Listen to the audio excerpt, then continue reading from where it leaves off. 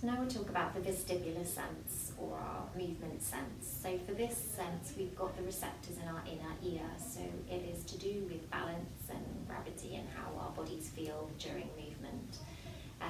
If we start off with what we might see with a child who is over-responsive within the vestibular sense, you're going to see perhaps your child being a bit more fearful within movement,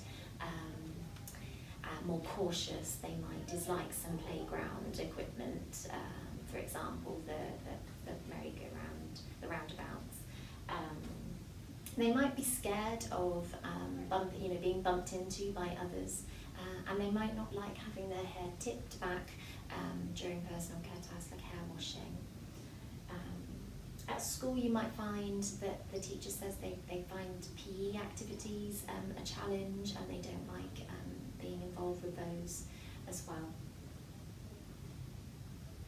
They might therefore kind of seek out a lot of sedentary or quiet play at home. So what we can do to help is, of course, we need to give them lots of opportunities to have that quiet play. But it is important to have the physical activity as well. So just being mindful of what kind of activities will feel acceptable for your child. So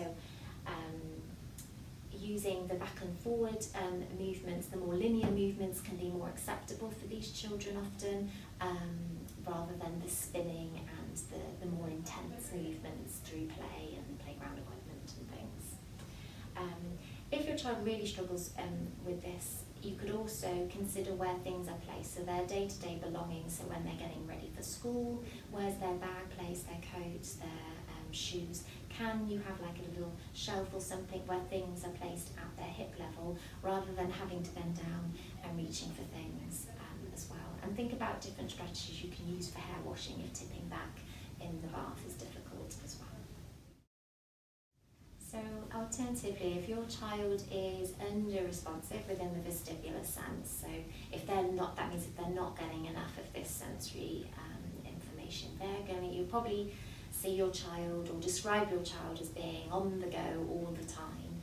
And lots of children like to move, but this is going above and beyond that. So they're seeking and craving that movement, and they almost need it before they can then sit down and focus on an activity at school or at home.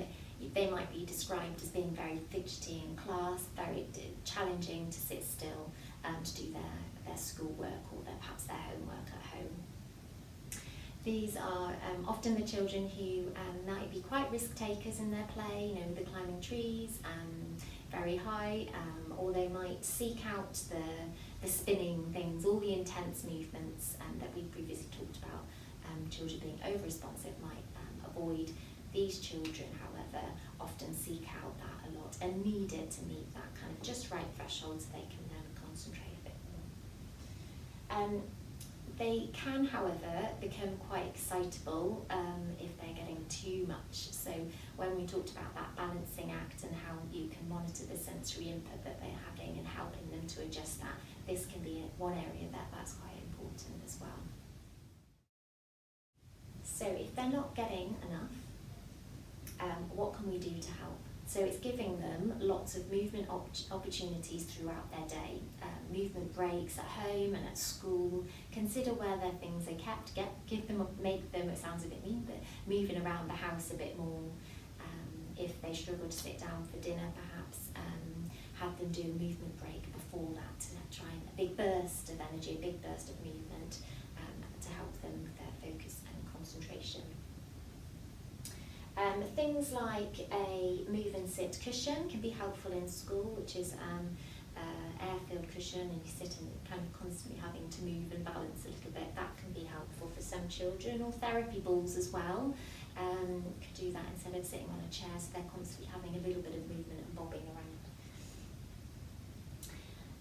Back and forth movements, rocking movements can help calm. So if you're trying to help them not escalate and get too excitable by movements, so the linear movements, as we said, is more calming. So they might find that helpful at times as well, and might need kind of adult direction to help know when to do that.